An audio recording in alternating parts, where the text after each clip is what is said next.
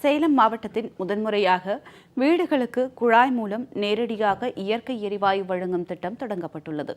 முதற்கட்டமாக 450 வீடுகளுக்கு குழாய் மூலம் இயற்கை எரிவாயு வழங்கும் திட்டத்தை இந்தியன் ஆயில் நிறுவனம் அறிமுகப்படுத்தியுள்ளது.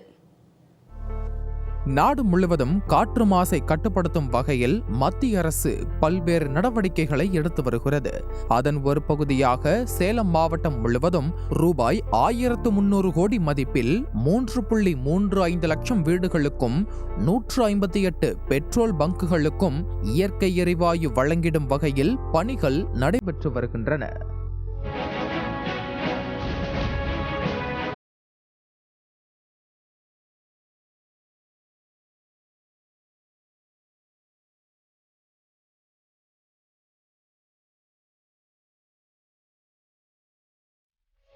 சேலம் இரும்பாலையில் இந்தியன் ஆயில் கார்ப்பரேஷன் நிறுவனத்தின் சார்பில் இயற்கை எரிவாயு மையம் அமைக்கப்பட்டு அதன் மூலம் சேலம் மாநகர பகுதி முழுவதும் குழாய் மூலம் இயற்கை எரிவாயு விநியோகிக்க திட்டமிடப்பட்டுள்ளது. இந்தியன் ஆயில் நிறுவனத்தில் இயற்கை எரிவாயு மையத்தினை தொடங்கி வைத்த குழாய்கள் பிரிவு இயக்குநரான DS நானவர் தொடக்க நாளில் 50 வீடுகளுக்கு குழாய் மூலம் இயற்கை எரிவாயு வழங்கும் திட்டத்தை தொடங்கி வைத்தார். முதற்கட்டமாக 450 வீடுகளுக்கு குழாய் மூலம் இயற்கை எரிவாயு இணைப்பு வழங்கப்படும் என தெரிவித்துள்ள இந்தியன் ஆயில் நிர்வாகம் தொடர்ந்து ஜாகிர் அம்மாபாளையம், திருவாக்கவுண்டனூர் உள்ளிட்ட மற்ற பகுதிகளுக்கும் குழாய் மூலம் இயற்கை எரிவாயு வழங்கும் திட்டம் விரிவுபடுத்தப்படும் என அறிவித்துள்ளது.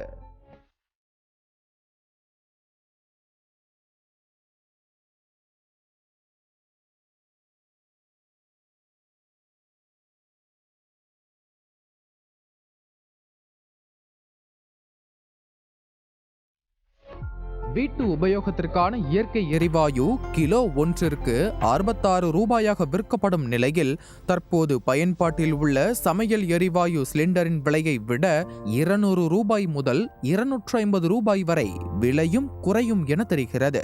அதேபோல வாகனங்களுக்கு தேவையான இயற்கை எரிவாயு கிலோ 80 ரூபாய் முதல் 85 ரூபாய் வரை விற்கப்படும் என கூறப்படுகிறது. எங்கள் வீட்டில் பிஎன்ஜி வந்து கனெக்ஷன் கொடுத்துருக்காங்க. பிஎன்ஜினா வந்து பைப் டு நேச்சுரல் கேஸு. இது வந்து ஃபஸ்ட்டு சேஃப்டி வைஸ் ரொம்ப நல்லா இருக்குது.